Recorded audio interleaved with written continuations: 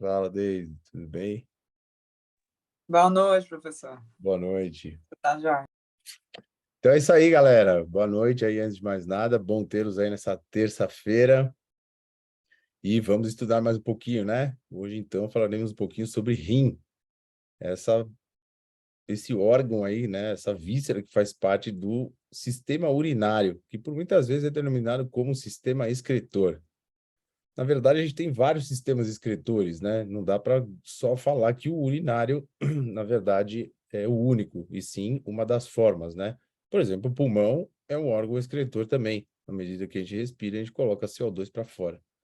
Entre outros, gastrointestinal, enfim. Então, para falar de rins, a gente tem que pensar em sistema urinário. E o sistema urinário, a gente sabe que é composto geralmente, né? Não muito difícil de a gente encontrar isso dentro do consultório, as anomalias anatômicas, as pessoas que nascem com um rim só ou com um rim megálico, enfim.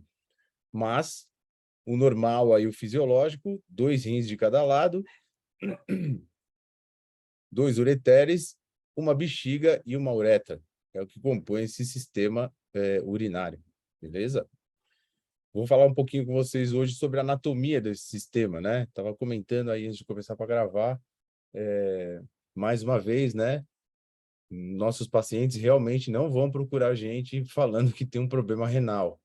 Por muitas vezes, os pacientes vão procurar a gente falando que tem um problema de dor lombar.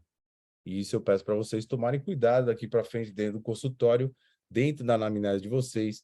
Se for denotada uma alteração de pressão arterial, que isso está sendo controlado por medicação, não deixe de pensar no rim como um possível órgão de agudização de dor lombar, principalmente quando é episódica, recorrente. Prestem atenção nos rins. Para muita gente, ter alteração da pressão arterial é uma coisa normal, e de novo a gente cai na mesma situação, né? Não é normal, é frequente, principalmente nas pessoas acima de 65 anos, a gente vê muitas das pessoas sendo já monitoradas ou balanceadas aí através de drogas, né? Mas sabemos o porquê. No fundo, a gente fala sobre hábitos. Ah, não, na minha família todo mundo tem pressão arterial. Ok. Estamos falando de codificação genética. Você tem uma chave dentro da sua codificação que pode te predispor a ter pressão alta. Mas isso não condiz, não quer dizer que você vai ter pressão alta. Obviamente, depende dos seus hábitos, da epigenética, né? Isso que a gente fala aqui direto nas aulas, a tal da epigenética que vai virar essa chave aí de eu ter ou não ter pressão alta, se for por causa genética. Ainda assim, olhamos os hábitos, né, gente? Não tem jeito. Sempre antes da aula, ou eu estou na academia, ou eu vou dar uma volta com as minhas cachorras, né? Hoje eu fui dar uma volta com elas e fui escutando um podcast muito interessante, um podcast sobre nutrição para pacientes de doença crônica renal. Uma pena, mas vale a pena a gente citar aqui, né? Os caras fizeram um guideline de 2020, onde eles fizeram toda uma prescrição sobre os pacientes que têm doença renal crônica e por muitas vezes já fazendo diálise, fazendo um acompanhamento nutricional, onde o nutricionista, então, tem lá no guideline quantos por cento, quantas gramas de proteína por quilo de corpo, o nutricionista está apto a ver todo o exame de sangue para saber sobre equilíbrio de potássio, de sódio dentro do sangue desse paciente. E eu acho interessante exatamente isso, né, gente? Por que é que quando chega nessa fase crônica de um problema, agora a nutrição faz toda a diferença, né? E aí é por isso que eu bato na tecla.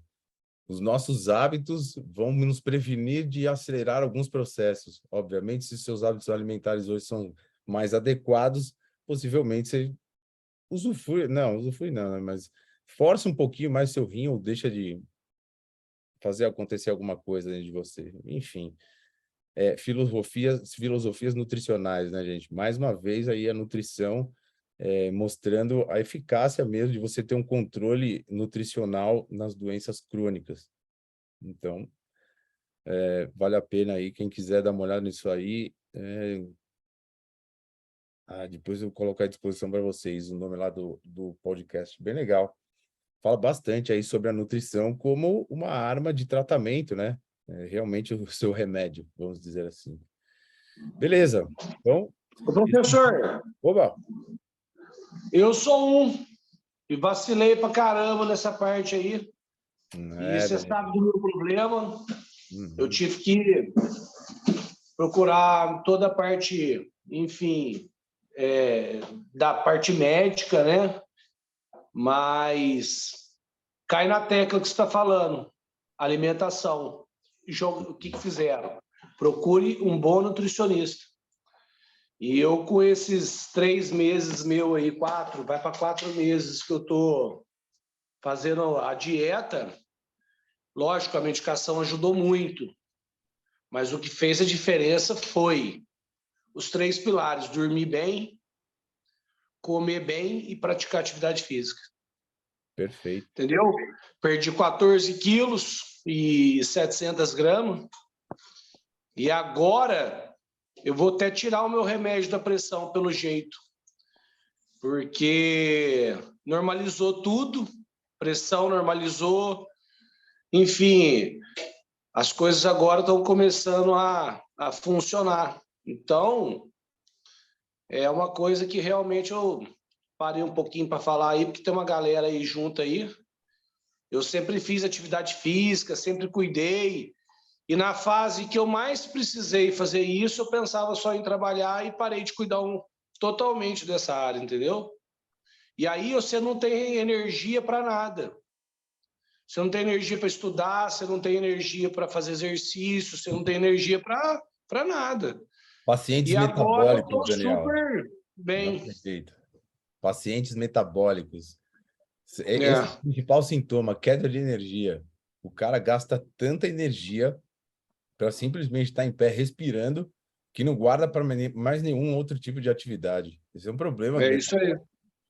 E o grande problema disso é que as pessoas acham, de novo, que isso é normal, né? E não é. É frequente, não normal. E Daniel, eu tenho a agradecer, porque a tua aula, para mim, está sendo assim, ah, espetacular, cara. Muito obrigado, obrigado. amigo. Que legal escutar isso. Veja só, primeiro eu queria te agradecer aí pelo depoimento, porque eu acho que são essas coisas que fortalecem a gente pensar sempre no nosso paciente em prover saúde, né? E prover saúde é o que o Daniel acabou de falar aí, são os 3 pilares, não tem jeito. Atividade física, boa alimentação, equilíbrio emocional, uma boa noite de sono, focando sempre em você, fazendo a coisa acontecer na sua vida. Essa é a diferença. Faça acontecer na sua vida. Você vai ter armas para falar para o seu paciente. Faça porque eu faço em mim dá certo. E se eu faço em mim dá certo em você.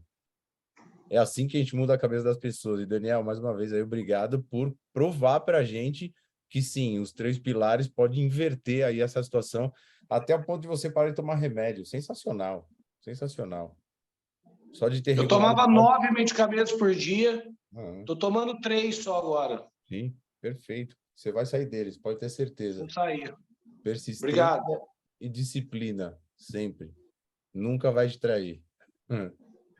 Valeu, ótimo. Bom, de novo, né, gente? Realidade dentro do consultório nossa, o paciente não vai vir procurar a gente porque ele tem pressão alta. Não, não vai.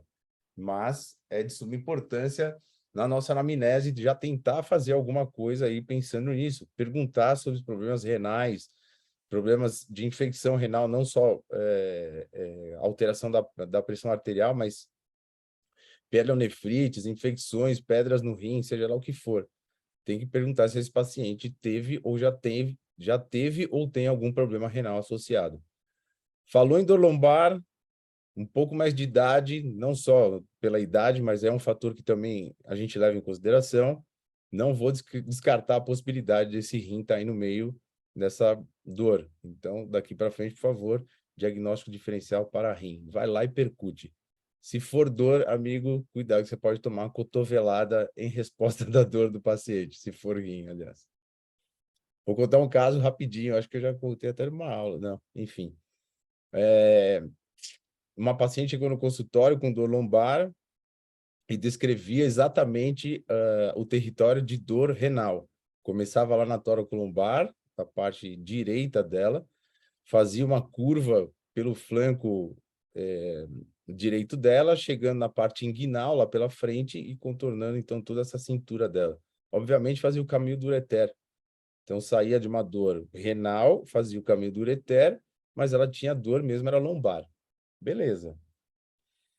Falei sobre as questões renais e ela falou para mim, não, olha só, o médico falou para mim que eu tenho uma poeirinha só aí no rim, que não é uma coisa que possa me trazer problemas, que eu estou melhorando minha ingestão de água, as minhas questões alimentares, e ele acha que isso, então, vai ser excretado de uma forma natural. Beleza. Lá foi o Fabiano, empolgadão, fazer a coisa acontecer. Bom, se é só uma poeirinha, vou dar-lhe um tapa lá nesse rim, fazer ele mover melhor, tentar tirar toda a tensão, melhorando a vascularização dessa víscera, e vejo se eu melhoro aí a questão funcional dele, né? Enfim, beleza, fui lá e fiz isso. Pois bem, naquele dia a mulher saiu com uma melhora da dor, não me recordo quanto, mas enfim, foi embora. E eu falei para ela, a senhora volta na semana que vem para a gente ver como é que ficou. Beleza. Semana que vem chegou, ela sentou na minha mesa e, sorriso de orelha a orelha, disse para mim, olha, a última vez que eu estive aqui, eu fui parar no hospital. Falei, como é que é? E a senhora está sorrindo. É, felicidade, Fabiana. Na verdade, eu tive uma pedra mesmo, eu tive uma cólica renal, eu expeli essa pedra e eu tenho certeza que foi por conta daí que você fez comigo e tudo mais, mas valeu muito a pena, porque eu me livrei disso. Eu falei, olha, errei acertando, né? O empolgadão meteu a mão tanto no rim lá que mobilizou a coisa e a mulher expeliu, mas para expelir teve um sofrimento, né, gente? Quem passou por isso aí, se tiver experiência para falar, porque eu sei que é violento, é impeditivo de fazer qualquer coisa. Bom, beleza. Então estamos combinados. Dor lombar apareceu, por favor, vá dar uma verificada nesses rins. A gente vai falar um pouco sobre a anatomia desses rins, mas também junto com a anatomia a gente já vai comentando alguma parte da fisiologia dele. Então a gente vai falar um pouquinho de como é produzida a urina. A gente vai falar da anatomia, macroanatomia, suas relações musculoesqueléticas. Depois a gente fala um pouco da microanatomia, como é que ele funciona lá dentro, né? Ele é um depurador. Ele tem uma característica bem parecida com o fígado, na verdade, né? Só que lá no fígado a gente tem os ácidos e aqui no rim a gente vai ter os néfrons, na verdade, para fazer a depuração desse sangue. E a gente vai estudar um pouquinho mais profundamente isso aí hoje, beleza? Na semana que vem a gente pega um pouquinho mais de fisiologia renal e aí já encerra o assunto, passando aí para a próxima víscera, que eu ainda não sei qual é, mas a gente vai quebrar a cabeça. Então, beleza. Vou compartilhar com vocês aí a tela e vamos desenhar um pouco.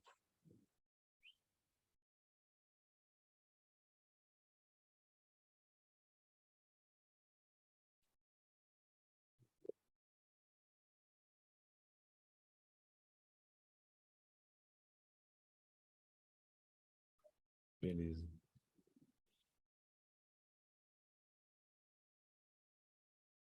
Então, esquematicamente, a gente vai desenhar esse rim.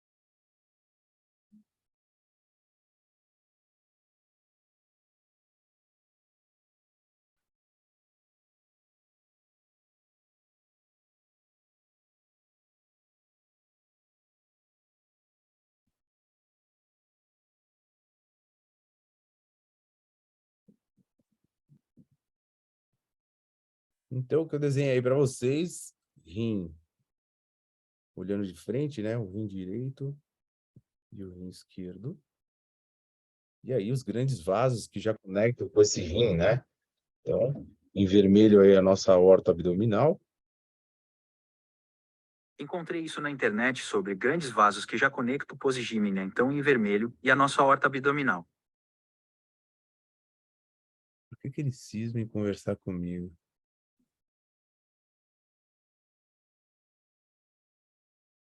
Ok. E do lado dela, do lado direito, veio a cava inferior. Então, obviamente, né, para já trazer uma das funções aí do rim, que é a filtragem, eu preciso que chegue sangue nesse sistema, seja filtrado e que saia sangue desse sistema, sendo já detoxificado e voltando para a corrente sanguínea através da veia cava. Ok? Então, os dois rins, e aí as peculiaridades anatômicas, se é que dá para a gente falar isso, né? Esse rim, na verdade, ele é classificado como uma víscera retroperitoneal,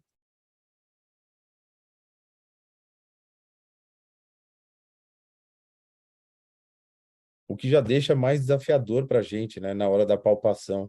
Mas, de uma forma geral, a gente consegue, sim, palpar o rim pela parte anterior aí do abdômen. Na verdade, é uma palpação que a gente chama de pinça de Glennar, né? Você vai fazer uma pinça com a sua mão e entrar na direção dos rins pelo último arco costal e direcionar sua mão aí, sua pressão para linha média aí do corpo, né? Então, é uma pegada anterolateral aí. Você consegue se aproximar um pouquinho aí da região do rim. Então, obviamente, não dá para fazer em todas as pessoas, né? Somente nas pessoas mais delgadas, mas de uma forma geral, também tem um acesso aí dos rins pela parte das costas, né? Onde a gente tem uma referência bem importante aí com relação à anatomia em si. Então, na maioria dos casos, né, isso também não se faz verdade para todos, mas os rins, na altura da metade deles, na verdade, eles têm uma relação anatômica com a 12ª costela.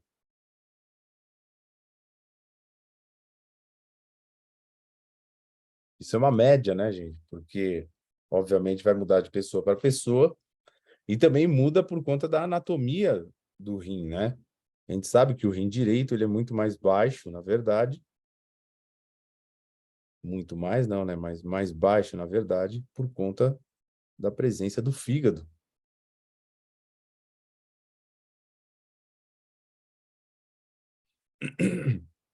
Apesar de ser um órgão peritonizado, o fígado, com a sua grande expansão, acaba empurrando um pouco esse rim direito para baixo. Mas, para a gente fazer uma relação aí anatômica e referência de palpação desse órgão, então, o polo superior dos rins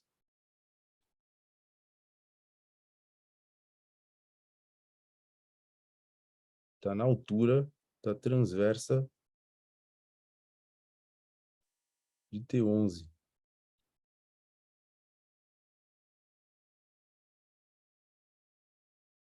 E o polo inferior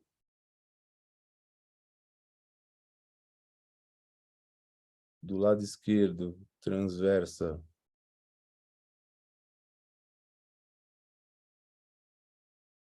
de L3, e do lado direito, transversa entre T3 e T4. Perdão, que T? L.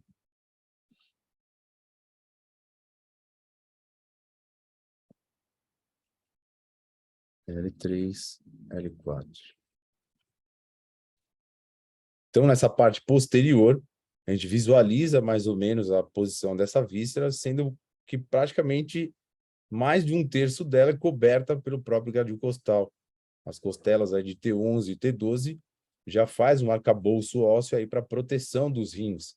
E ainda temos ligamentos também que saem da lombar e vão direto para as costas, ligamento lombo costal, que faz um acaba de formar um esqueleto lá por trás e proteger um pouquinho mais esses rins, ok? Então, uma das funções aí desse esqueleto osteoligamentar, né? Proteção aí desses rins. Mas, de uma maneira geral, a gente está falando de charneiras, né? Pela própria localização, como eu disse para vocês, né, gente? A gente está falando principalmente da altura de T12 e L1. Isso explica, uma vez que eu tenho um problema renal, uma cólica renal, eu ter dor referida no mesmo ponto. É bem referida na altura da charneira mesmo. E é ali que eu vou pedir para vocês fazerem, então, essa colocação de mão e percussão. Vai lá na charneira, 12ª costela por ali, percute de um lado e percute do outro. Se tiver aumento da dor, possivelmente esse paciente está em crise renal. Não é uma lombalgia. Então, por favor, direto para o hospital. Não é lá no consultório que a gente vai resolver isso, ok? Se não for por essa relação direta anatômica, né? Lembra que eu sempre falo para vocês, vísceras tem relação com o músculo esquelético. Se não for pela parte facial, que seria esse caso que eu comentei com vocês, seria pela face neurológica, né? Então, agora a gente fala sobre sistema nervoso autônomo. Quem controla, então, essa parte simpática desses rins, saindo de lá de cima, a gente está falando aí principalmente dos níveis de T9 a T12 com o nervo esplâncnico torácico menor. Esse cara, então, pode receber toda essa aferência e transmitir para os segmentos de T9 a T12. E agora sim eu tenho uma sensibilidade medular por conta dessas informações aí conduzidas pelo nosso sistema nervoso autônomo simpático, através aí do nervo esplâncnico torácico menor. Obviamente, a gente tem uma rama que é vagal.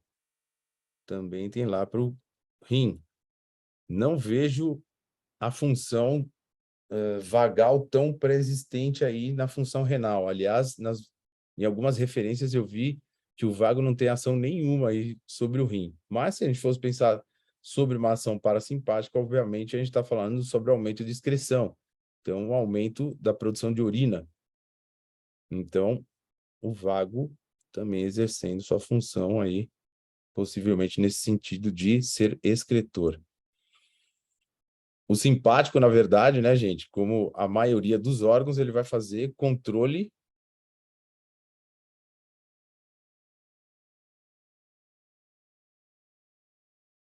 vasomotor.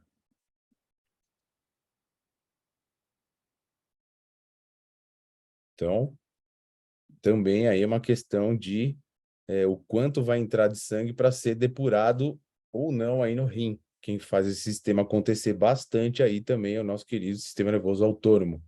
Beleza?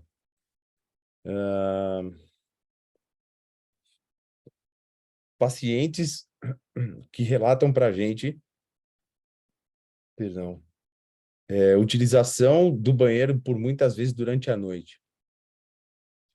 Faz a gente pensar no sistema parasimpático ou num sistema simpático aumentado. A verdade é que se for excretor, a gente começa a pensar em parasimpático. Mas aí a gente pede para esse paciente parar de tomar água bem antes de ir dormir. E pergunta quantas vezes à noite ele levantou. Se for um paciente que está falando para você que mesmo sem tomar água, o cara levantou 3, 5 vezes para ir urinar e ainda tem aquela urina abreviada, curta, né? A gente está falando de um paciente simpático tônico, tá, gente? Por quê? Quando eu tenho muito aumento do simpático, eu também posso ter aumento da ejeção de urina. Então, é uma das características. Você vai lembrar que quando você brincava de esconde-esconde lá no colégio, quando você estava escondido, te dava vontade de fazer xixi. Exatamente por causa disso. O sistema de luta-fuga está num tônus tão alto que ele faz você entrar nessa ansiedade e encontrar o detrusor lá embaixo te dando vontade de fazer xixi. Então, simpático muito alto é bem característico desses pacientes que estão falando para você que está levantando várias vezes de madrugada mesmo sem tomar água. Já está dando sinal, né? É um cara que vai precisar ser tratado nos 3 pilares, com certeza, né?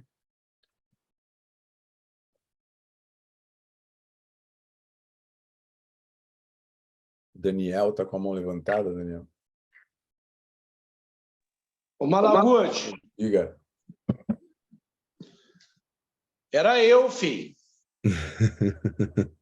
Eu levantava no banheiro, achava que era por causa que a glicemia estava alta. Aham. E aí eu falava, nossa, a glicemia está alta, estou entrando na pré-diabetes, tô tendo que ir toda hora ir no banheiro, entendeu? Sim. E aí a minha médica falou, não, é porque você cai naquela, simpaticotônico, você é muito hiperativo. E eu ia no banheiro às vezes na noite, desculpa, né? Eu acho que é bom para a turma escutar. Eu ia 12 vezes à noite no banheiro. Caraca. E eu fazia o xixi curtinho, cara. É, né? Toda hora, curtinho. Sim. Enfim, hoje eu vou 2 vezes à noite, uma, entendeu? O Porque é ideal aquela coisa que mesmo, o meu né? irmão a vida inteira falou: você tem que chegar mais cedo, você tem que dormir melhor. Mas o irmão falar não adianta. A máquina Não tem adianta. que parar. Enfim, mas é isso aí. Desculpa interromper aí. Imagina, cara. Essas coisas acontecem na É nossa fera, vida, cara. Daniel. Tua aula é fera. Obrigado. Essas coisas acontecem na nossa vida, amigo, para nos testar na nossa força. Que bom que você está tendo força para reverter isso. E É você isso aí. tem condições para poder fazer isso acontecer também. Que bom. Bora. Sistema nervoso autônomo, então, muito alto, paciente que urina muitas vezes durante a noite, beleza? Já sabemos que vamos ter que entrar com o equilíbrio desse sistema. É um grande desafio, né? Mas é a nossa missão, trabalhar os 3 pilares nesse cara. Bom, beleza. O que eu queria falar aí dessa distribuição do sistema urinário era mais ou menos por aí. Essas referências aí anatômicas, então, sempre lembrar que a região de chaneira tóraco-lombar é o que fala aí das repercussões renais, ok? Quando é só renal, a dor fica bem localizada lombar.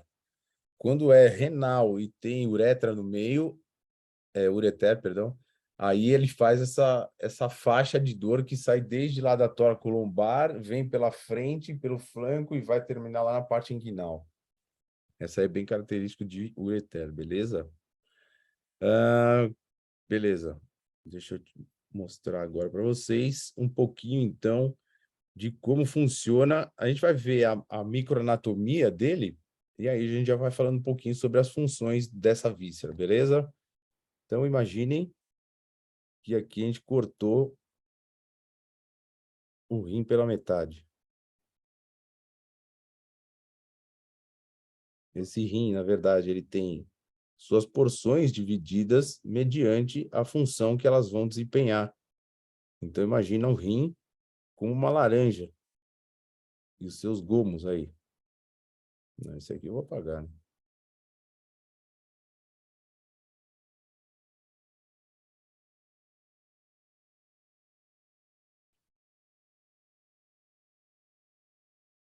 Ok? E aí, mediante esses gomos, a gente já vai ter uma certa divisão aí desse rim.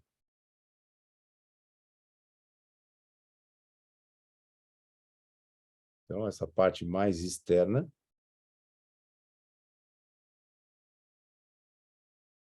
a gente está chamando ela de córtex.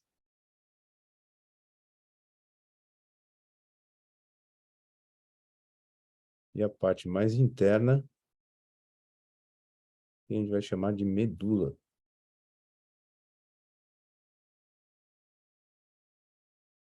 Beleza? Ô, Pro, eu acho que não tá filmando aí o desenho. Tá as 2 telas em você. Não. Tá para todo mundo isso? Tô Pra vendo o mim tá desenho. legal. Eu tô vendo o desenho. Então você tem que trocar a Eu tela. também. Se tá no desenho para os outros, tem que trocar a sua tela aí. Puxa, mas tem 2 telas com você? Então, tem que ir lá em cima, nos 3 pontinhos, se eu não me engano, no mais. E aí compartilha. Não. Na minha tela aparece as 2 telas, você falando e você desenhando. É. Estranho, né? Tem que ir procurando no teu computador, mas eu acho que é lá nos 3 pontinhos você tem que procurar. Agora não sei te falar. Tá bom. Bom, Obrigada. córtex e medula. E aí, como a gente já tinha desenhado, né? Vai chegar vasos aqui. A gente precisa de uma artéria chegando aqui, que é a nossa artéria renal.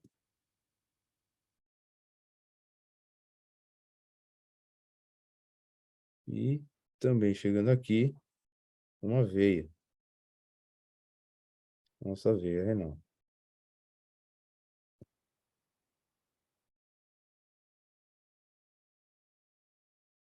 Vão lançar, então, seus vasos agora para dentro.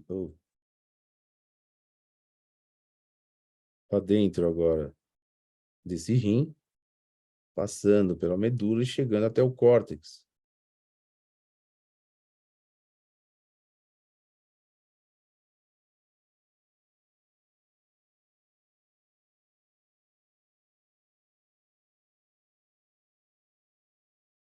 E as veias também percorrendo o mesmo caminho, só que de volta, né?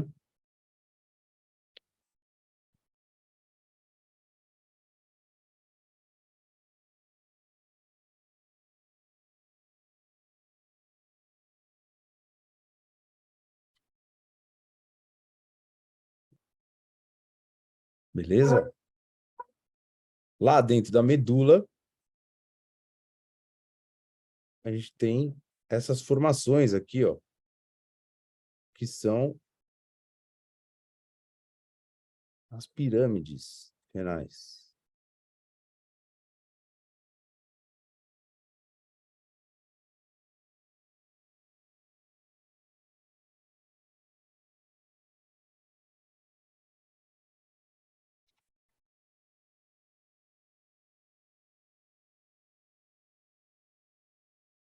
E depois, embaixo de cada pirâmide, vão sair os cálices.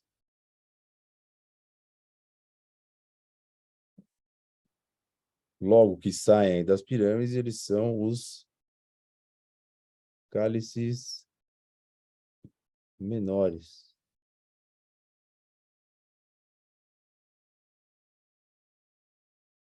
Depois, todos eles se juntam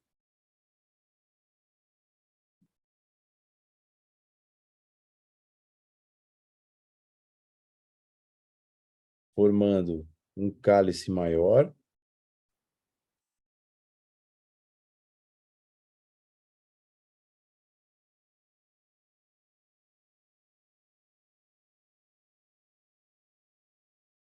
E na hora de sair do rim, ele forma uma estrutura chamada pelve renal.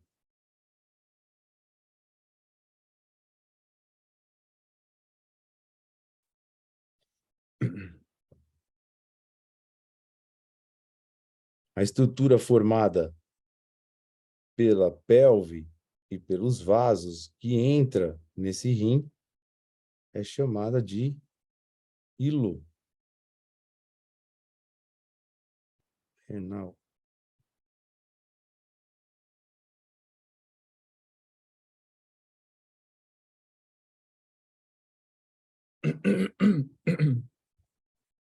Então, para que a gente precisa saber essa divisão aí, né, gente? É interessante porque a gente começa a entender como é que funciona o sistema de filtragem desse rim, né?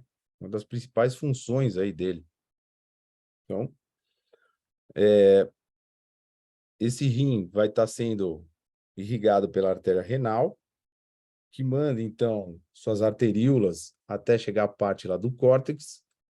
Nesse córtex, agora, o néfron, né, que é a unidade funcional aí do rim, ele está presente, uma parte dele dentro do córtex e uma outra parte dele dentro da medula. A gente vai estudar um pouquinho isso aí para entender melhor. E aí, o sistema de filtragem começa lá no córtex. Um outro sistema que também é a função desse rim, né, que é de absorção, e depois lá já na região das pirâmides vai acontecer, então, o processo de excreção. Então, na verdade, o rim, ele tem essas 3 funções aí primordiais, né?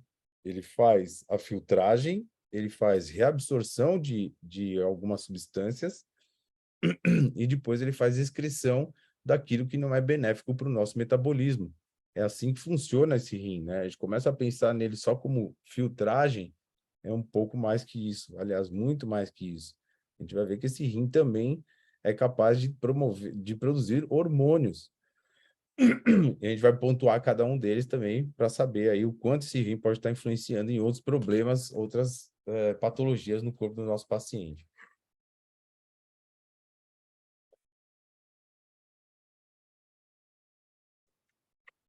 Sei que o desenho ficou muito rabiscado, mas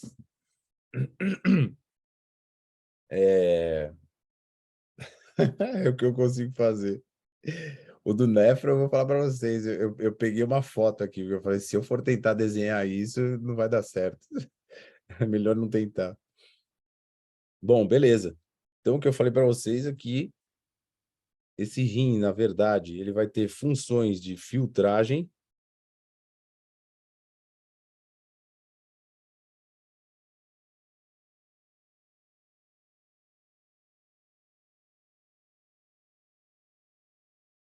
de reabsorção,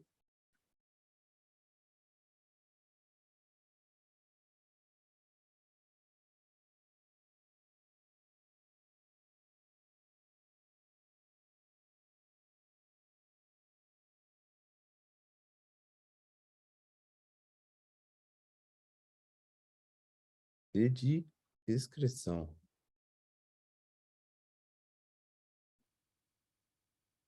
A filtragem em si está se dando muito lá pela parte do córtex, onde a gente vai encontrar o glomérulo, né?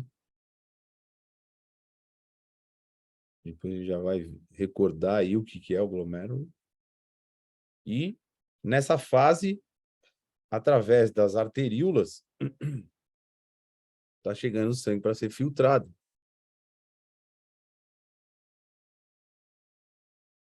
Arteríolas aferentes. São elas que trazem o sangue da corrente sanguínea e vão direto lá para o glomérulo para ser filtrado. Então, nessa filtragem, a verdade é que o glomérulo ele é envolvido por uma cápsula e essa cápsula agora permite a passagem, a filtragem, na verdade, de substâncias que ou vão ser reabsorvidas ou vão ser secretadas. E também impede que substâncias maiores, como proteínas, as próprias hemácias, não atravessem esse sistema para ser filtrado. Esse aí volta para o sistema circulatório através das arteríolas eferentes. A gente vai ver isso aí um pouquinho mais detalhado, não precisa se preocupar. Beleza? Então, depois que passou pelo glomérulo, ele vai seguir o caminho lá pelo néfron e aí o cara vai fazer a tal da reabsorção. Reabsorção do quê? Esse rim, então, pode fazer acontecer a reabsorção de água, dependendo, então, de quais são as minhas questões metabólicas, da minha volemia, ele faz a regulação aí desse sistema através de a reabsorção ou excreção de água. Então, ele reabsorve água e alguns íons, como o sódio, o potássio, o pó bicarbonato. Tá faltando um. E o cloro.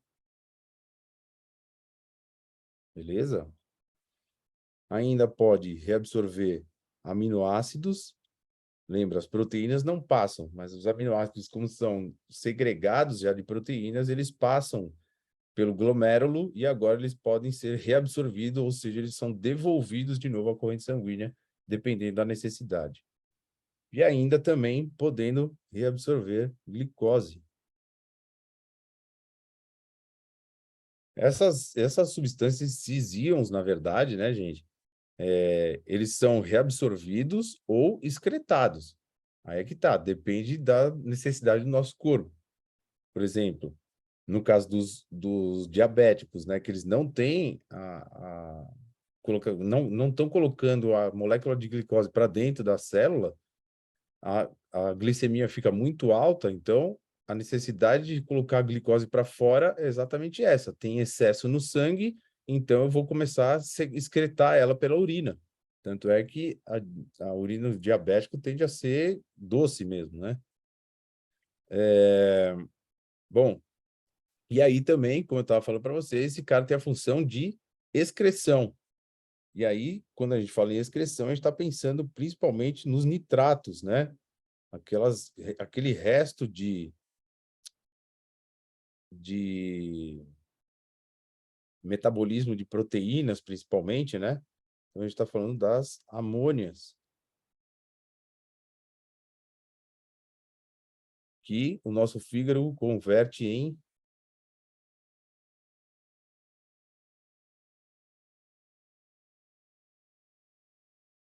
ácido úrico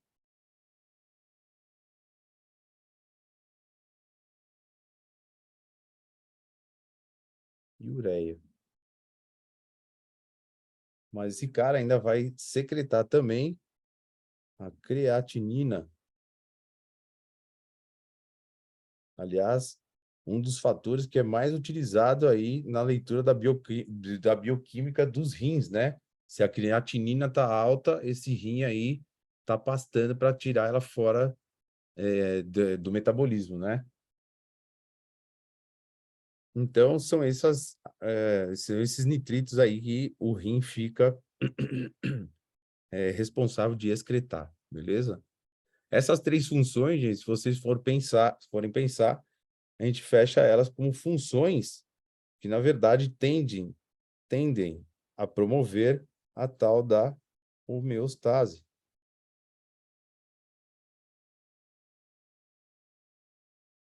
Então, o equilíbrio dessas funções, obviamente, fala sobre a minha homeostase, ok?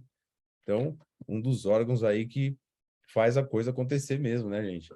Responsável aí por equilíbrio do nosso corpo no nosso dia a dia. O quanto está entrando de água, o quanto ele retém esses líquidos, o quanto ele excreta esses líquidos, os íons, todo esse balanço que ele faz do nosso sangue, e aí, obviamente, falando sobre a pressão arterial.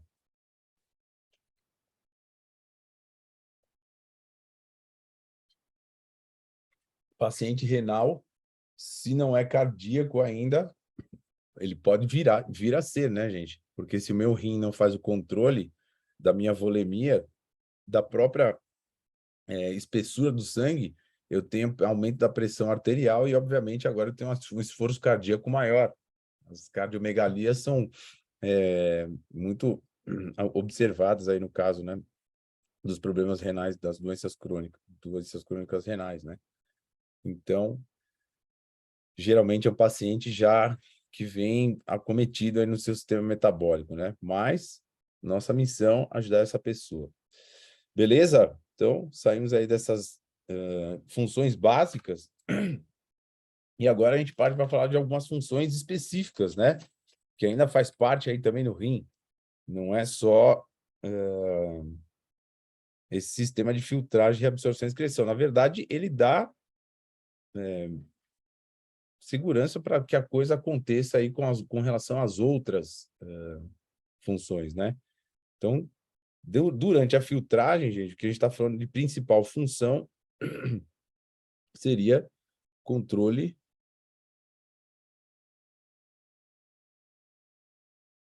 do plasma, né?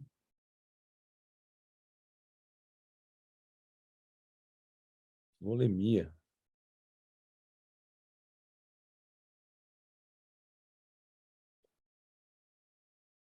Esse cara também acaba fazendo produção hormonal, como eu falei para vocês.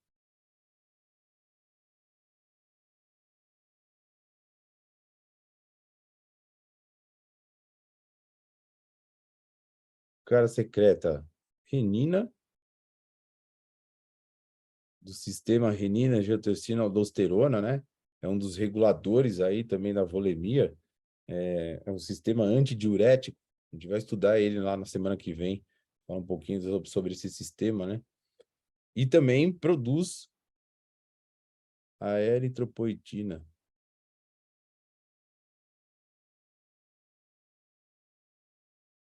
Essa eritropoetina é que vai agir lá na medula, estimulando a própria para a produção de eritrócitos. Então, nosso rim tem função exócrina. Veja que ele produz um hormônio que vai viajar através do sangue e fazer sua função lá na nossa medula. Beleza? Ele ainda tem capacidade de fazer ativação da vitamina D.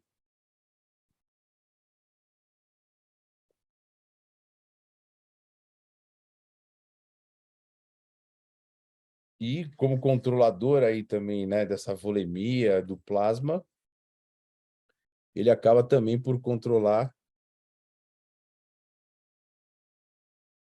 o pH sanguíneo.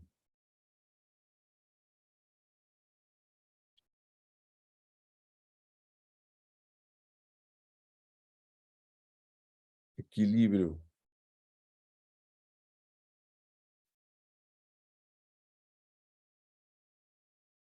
hidroeletrolítico. Ele que faz esse balanço, né? Aqui, pressão arterial. Pressão arterial. Essas aí são as funções, então, do nosso rim, né? Para quem pensava ele só pura e simplesmente como um órgão excretor de urina, passou bem longe aí das funções dele. Quais são as características, né, gente, desse paciente que chega para a gente com um problema renal? Muitas das vezes, edemas, né? Principalmente quando tem característica renal, geralmente o edema ele é mais generalizado, mas ele costuma acumular principalmente nos membros inferiores e no palpado aqui dos olhos, né? Geralmente os nossos pacientes vêm já com essa característica. Característica essa que não se altera nem com o descanso, né? É isso que, na verdade, denuncia para a gente ou faz a gente pensar se o paciente tem um problema renal ou se ele tem um problema cardíaco. Esse paciente que tem inchaço lá nos seus tornozelos, né, de membro inferior, quando ele é cardíaco, quando ele deita na cama, ele melhora o retorno venoso, ele acaba diminuindo, drenando esse edema. Então, é um paciente que fala para a gente que amanhece sem inchaço nos pés e com o decorrer do dia acaba inchando. O paciente que é renal, esse aí não tem como. Ele pode dormir de ponta cabeça que o edema dele é generalizado. Então, é bem característico para a gente diferenciar aí, né? Diagnóstico diferencial entre paciente cardíaco e paciente renal, ok? É um paciente que vai ter, por muitas vezes, dificuldade de urinar, né? Geralmente uma urina escassa e com uma coloração muito forte, né? É um paciente que vai falar para a gente sobre a alteração da PA também, né? Geralmente é controlada aí por medicação. Então, essas características aí são dos pacientes que têm problema renal. E também cansaço extremo. O cansaço é uma coisa bem generalizada, né? Porque a gente observa na maioria das vísceras, né? Aquela velha história, né? O quanto eu gasto de energia pura e simplesmente para eu vegetar. Se é muita coisa, realmente, você não aguenta o dia inteiro. Falta de energia mesmo. Beleza? Então, vamos lá. Eu queria dividir com vocês agora só um pouco sobre os néfrons, né? Então, como eu falei para vocês, os néfrons, eles são unidades funcionais aí do nosso rim, eles que fazem toda a questão de filtragem, reabsorção e excreção, e eu acho que vale a pena a gente entender como é que isso funciona, né? Então, a primeira coisa que eu queria fazer nesse desenho, tá aparecendo o desenho aí para todo mundo, gente? Abre o microfone aí e fala que eu não estou vendo ninguém. Tá sim. Ok, Tá obrigado. dando para ver. Sim. Assim, Tá. tá bonitinho, inclusive. Muito bonito. Vamos lá, então. Aqui, esquematicamente, é um néfron, ok? Onde vocês estão vendo um sangue chegando por aqui, ó, onde ele tem esse pontilhado azul e o pontilhado vermelho. Ele colocou como pontilhado vermelho substâncias a absorver, né? Eu não estou vendo aqui. É isso? Ah. Substância a recuperar. E o que é em azul, substância a eliminar. Beleza? Então, se a gente fosse colocar nome aqui, a gente começaria pontuando. Não, onde eu vou? É muita tecnologia, eu me confundo. Primeiro, a artéria aferente. Artéria.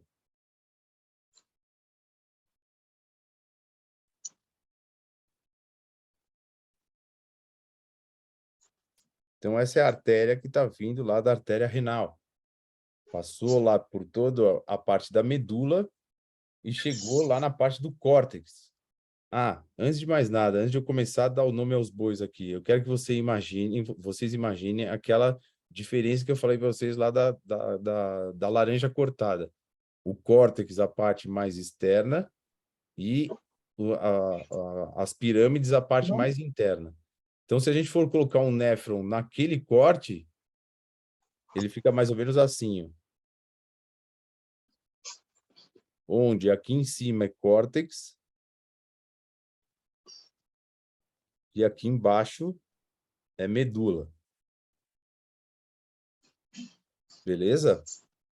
E agora a gente começa a dar nome aos bois. Então, a artéria aferente, essa artéria está vindo de lá da artéria renal, advinda da nossa aorta abdominal, passa pelas pirâmides e agora vai chegar lá em cima no córtex. Quando ela chega no córtex, ela mesma faz um aglomerado de arteríolas. E a isso se dá o nome de glomérulo. Oi? Vai beber. Tem alguém com o microfone aberto aí. Glomérulo, beleza?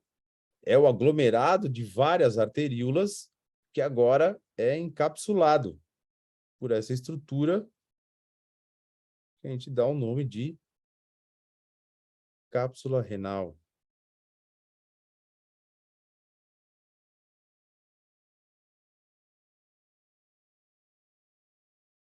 Ou vocês também vão achar como cápsula de Bowen. Mas, como não damos mais opônimos às estruturas anatômicas, ela mudou para cápsula renal, ok? Então, esse sangue vem pela artéria aferente, começa a passar, ele é um enovelado justamente para aumentar a área de contato entre o glomérulo e a cápsula, beleza? E o que não for filtrado aí, vai embora agora pela artéria arteríola, na verdade, né? Eferente.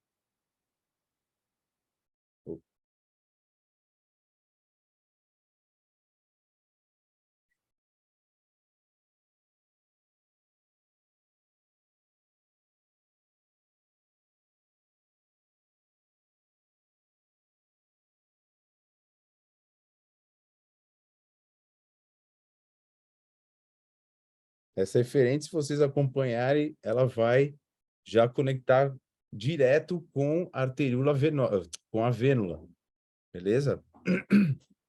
Então, muito do que vai lá para... chega pela artéria eferente, vai pelo glomérulo e volta agora para a corrente sanguínea pela artéria eferente, são aquelas moléculas que eu falei para vocês que não ultrapassam aí a cápsula, não são absorvidas pela cápsula renal. Falei para vocês aí das proteínas, falei para vocês aí das hemácias. Essas aí voltam para a corrente sanguínea sem passar pelo esse processo de filtragem. Então, aqui no glomérulo é onde começa o processo de filtragem.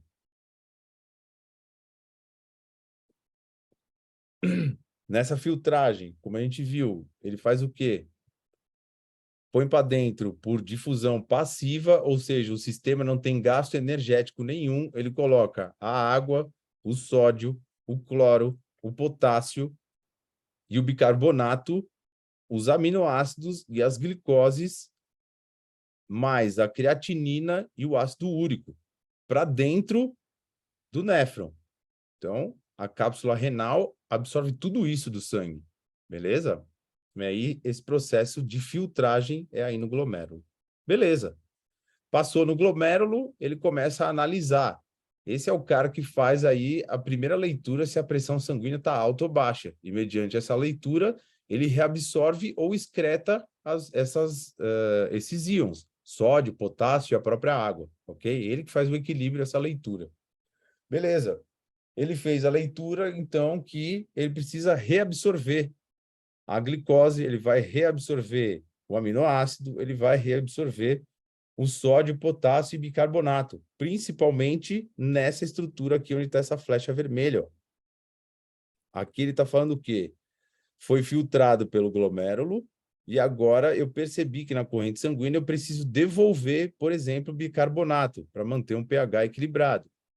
Por exemplo, né, colocar mais água para ver se a gente aumenta um pouco a volemia, se for o caso, ok? Então, nessa parte do néfron, que agora a gente vai também chamar ela de túbulo contorcido proximal, é onde vai ocorrer o processo, então, de reabsorção. Ok? Reabsorção desses íons e dessas substâncias aí, dessas moléculas que eu falei para vocês. Beleza? Isso tudo, não se esqueçam, acontecendo aonde? No córtex do rim. Ok? Agora, esse filtrado glomerular, ele muda de nome agora, né? Antes de ele tá passando de sangue para filtrado glomerular e depois vai se tornar urina. Esse filtrado glomerular, agora ele vai começar a descer pelo túbulo contorcido. E nessa parte descendente é principalmente onde ocorre a absorção de água. E a parte ascendente da alça agora se torna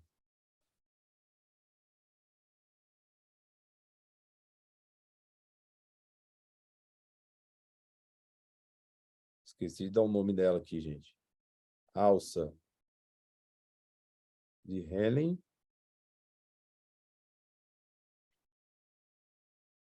Na parte descendente dela vai ser absorvida a água e na parte ascendente, sódio e potássio. Beleza? Isso tudo, então, acontece na parte da medula. Então, a parte da medula ela é muito mais rica em água e sais, ok? Beleza. Agora, ele vai subir aí pela alça ascendente e vai passar agora por uma outra tubulação. A gente dá o nome de... Opa, o que aconteceu? Não, cara. Putz, saiu fora do prumo, mas eu acho que dá para entender ainda, né? Beleza. Esse filtrado continua, agora ele volta para o córtex, onde ele vai encontrar o túbulo, vai passar pelo túbulo contorcido distal, onde ainda, por mais uma vez, pode ser reabsorvido água e sais. Beleza? E agora ele vai encontrar, então, a fase final, que já seria a fase de excreção.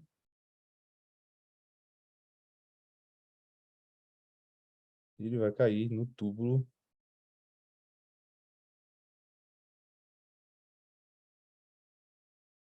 esqueci o nome do túbulo. Dísgro, como é que ele chama?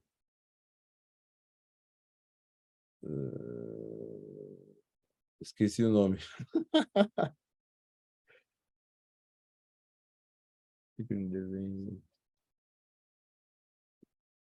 Esqueci o nome do tubo. Segura aí.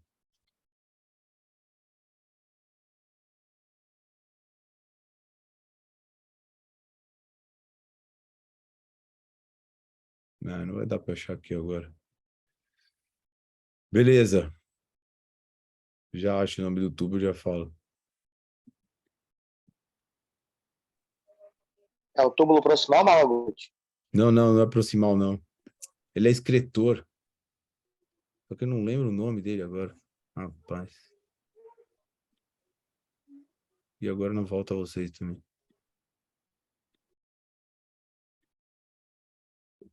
Eita, bexiga. Bom.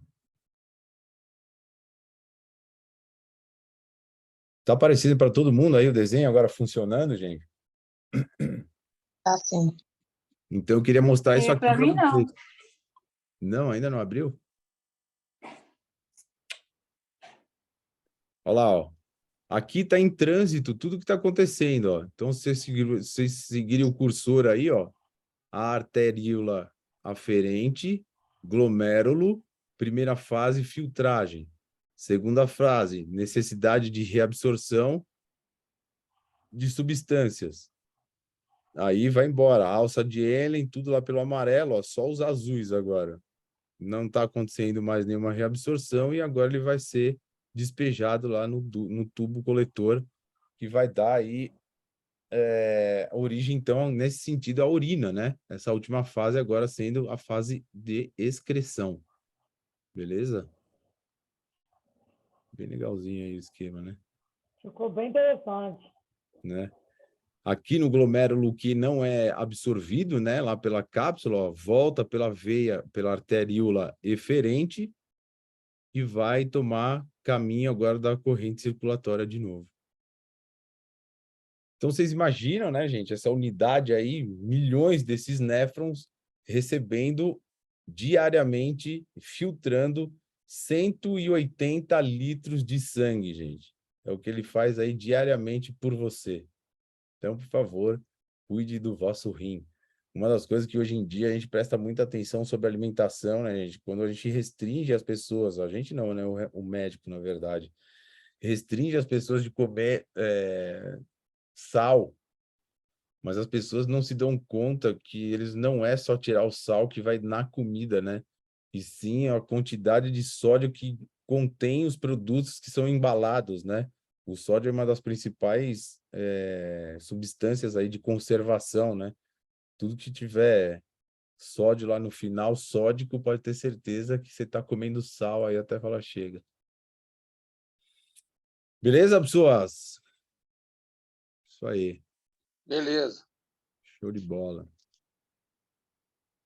Acho que por hoje era isso aí que eu queria falar com vocês, um pouquinho sobre rim, falar um pouquinho sobre a anatomia do rim, falar um pouquinho sobre as funções dele, e aí a semana que vem a gente fala só mais um pouquinho sobre fisiologia renal.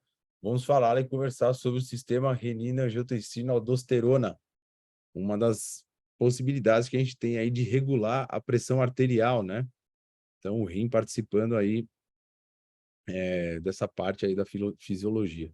E aí a gente estuda a semana que vem, pontuando aí mais alguns achados aí no meio do caminho.